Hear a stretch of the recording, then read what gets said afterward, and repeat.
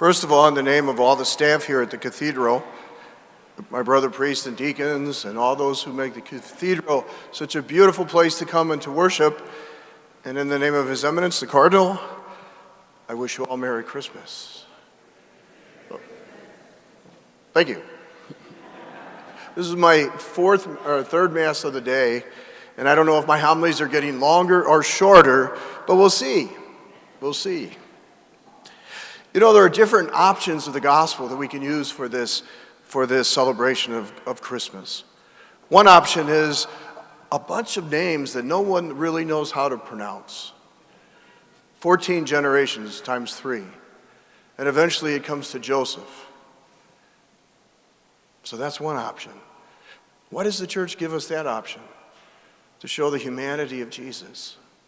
And you know, a lot of those names would not pass a background check because they were kind of sinners. People who became greater than they thought that they were, like King David, huh? So that's one option.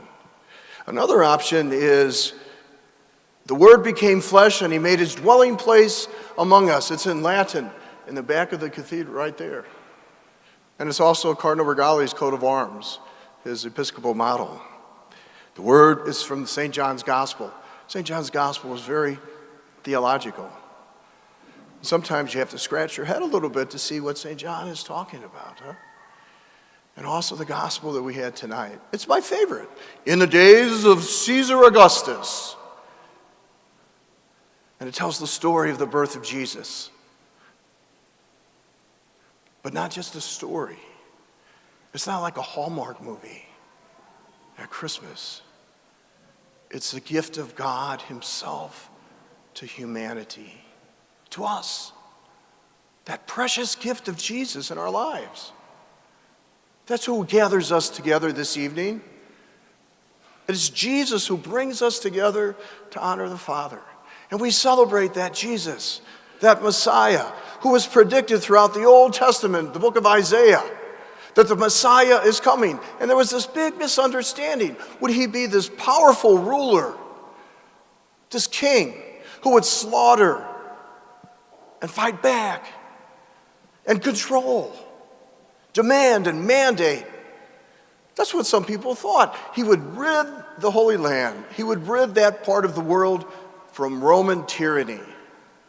Just like today, we're praying for the people of Ukraine and that conversion of President Putin to stop the slaughter. That's what they wanted so many centuries ago, to stop the slaughter, to give away the control. So many people were waiting for this Messiah to be the one to free them from bondage.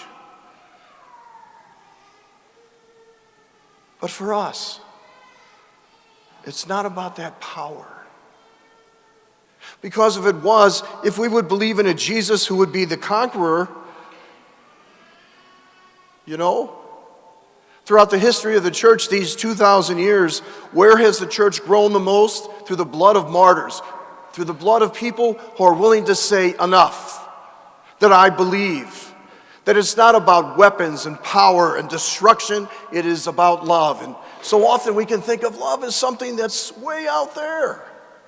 Love is in the heart. Love is the God who has given us Jesus.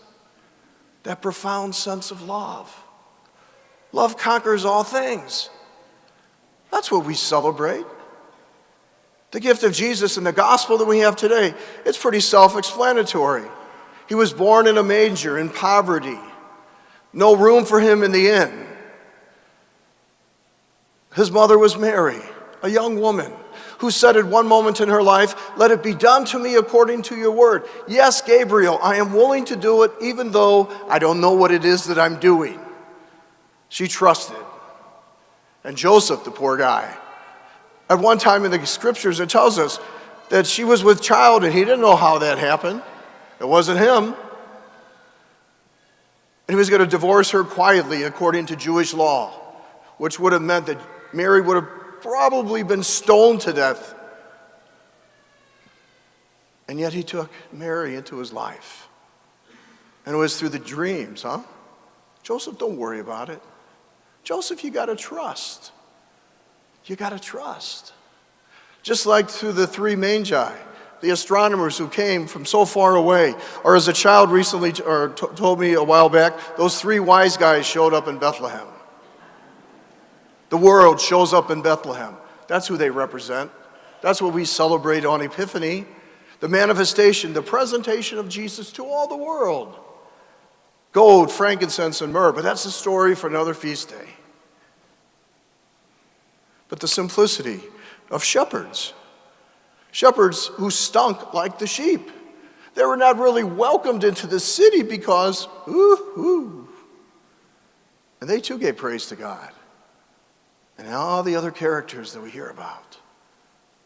And the jealousy of Herod, because he felt threatened by this Messiah who so many people did not understand because they wanted power. And yet the simplicity of the child is love. So great a love that he gave his life, as is symbolized on the cross. What does that mean to us in our day and age? There's a lot of broken people out there. People are lost, looking for something, looking for meaning, looking for value. Sometimes they look at different things, alcohol and drugs and sex, whatever it might be. They're always looking out here and they're never fulfilled.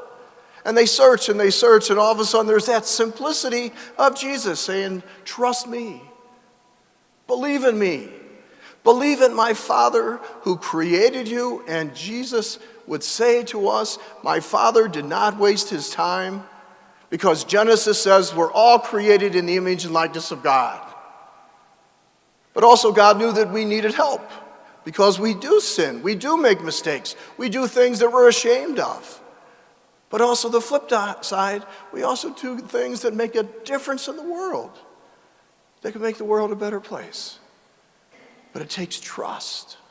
Trust in God, because the more we trust in ourselves, the bigger and the deeper the hole we dig. Because we ain't God, but we need God. So the simplicity of this story, in the days of Caesar Augustus, and the rest is history. But my sisters and brothers, we're part of that history in today's age, in 2022, in our families, in our relationships, in our jobs, in our retirement. It's Jesus who invites you. He points into your heart and he says, trust me. That image of Jesus over there on the left side of divine mercy, what does he say? What does it say to us? What does it say to you? Jesus, I trust in you. And that's the barrier.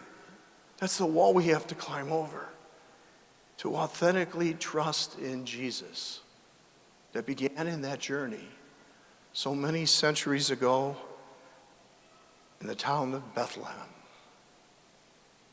So my sisters and brothers, my friends, today we celebrate Christmas. Let it not be a gift that is wasted, that has been given to us by God. A gift given to us by God.